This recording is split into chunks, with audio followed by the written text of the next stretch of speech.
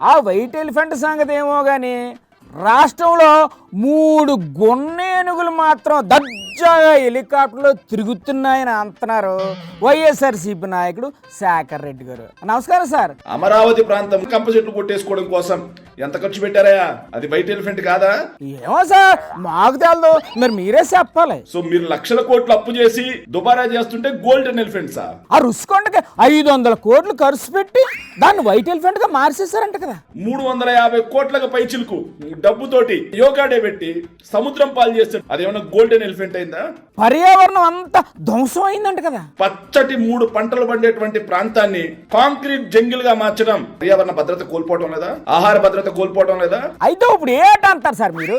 రాష్ట్రంలో 3 white elephants ఉన్నాయి. 3 white elephants sir? ఏంటి నిజంగానే? ఏంటేంటి సార్ ఆ 3 వైట్ ఎలిఫెంట్స్? లక్షల కోట్లు అప్పు చేసి హెలికాప్టర్ లో దుబారాగా తిరుగుతా ఉన్నాయి 3 ఎలిఫెంట్స్. ఏనుగులు హెలికాప్టర్ లో తిరుగుతున్నాయా సార్? ఊరుకోండి కామెడీ మీరును. ఎక్కడైనా ఏనుగులు హెలికాప్టర్ లో తిరుగుతాయి ఏంటి?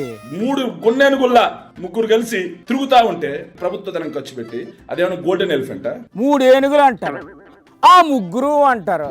అసలు ఏ 3 గురించి చెప్తున్నారు? ఏ 3 ఏనుగుల గురించి చెప్తున్నారు? మాకేంటి అర్థం కావట్లేదు సార్.